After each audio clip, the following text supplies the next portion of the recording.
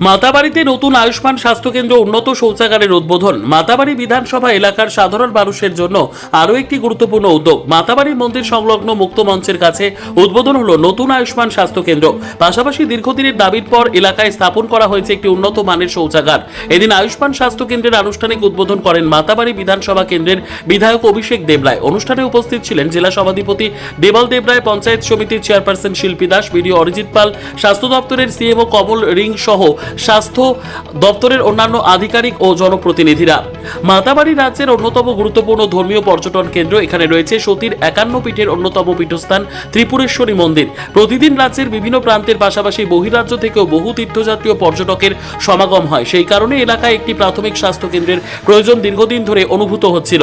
নতুন আয়ুষ্মান স্বাস্থ্য কেন্দ্র চালু হওয়ায় ছোটখাটো অসুস্থতার ক্ষেত্রে সাধারণ মানুষকে দূরের হাসপাতালের উপর নির্ভর করতে হবে না।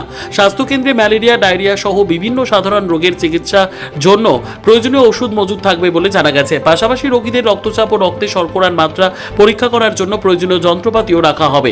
অন্যদিকে মন্দিরে আগত তীর্থযাত্রী ও পর্যটকদের সুবিধার কথা মাথায় রেখে দীর্ঘদিনের দাবির পর মাতাবাড়িতে স্থাপন করা হয়েছে উন্নত মানের একটি শৌচাগার।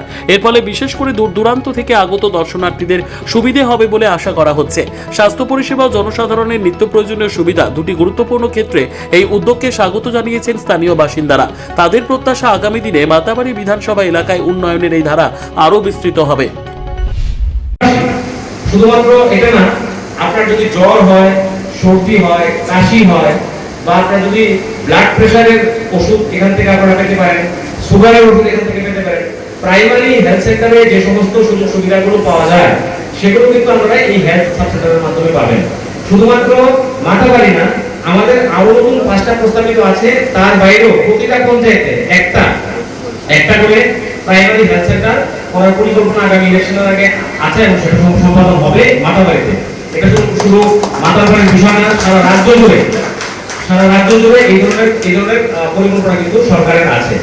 আমরা যদি যেরকম যদি কোনো টিবি রোগী থাকে, তাহলে ওই সাব সেন্টারে নিয়োজিত যে সিএইচও থাকবে, সে গিয়ে তার বাড়িতে ভিজিট করে সেই সঠিকভাবে ওষুধপত্র খাচ্ছে কিনা বা তাকে মনিটরিং করা, সেটা কিন্তু করা হবে। টিবি মুক্ত ভারত যে আমাদের প্রকল্প চলছে, তার মাধ্যমে আমরা যদি এরকম সেন্ট্রাল গভর্নমেন্টের এবং রাজ্য সরকারের অনেকগুলো প্রকল্প আছে যেগুলো এই সাব সেন্টারের মাধ্যমে তৃণমূল স্তর পর্যন্ত মানুষের কাছে পৌঁছে দেওয়ার কাজ এই সাব সেন্টারের মাধ্যমে কিন্তু হবে।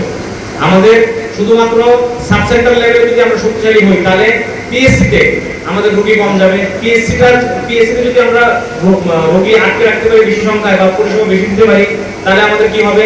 তাহলে আমাদের সিএসসিতে রোগী কম যাবে, ডিস্ট্রিক্ট হাসপাতালে রোগী কম যাবে। এই ব্লক এলাকাতে আমাদের দুটো হাসপাতাল আছে, একটা গর্জিটা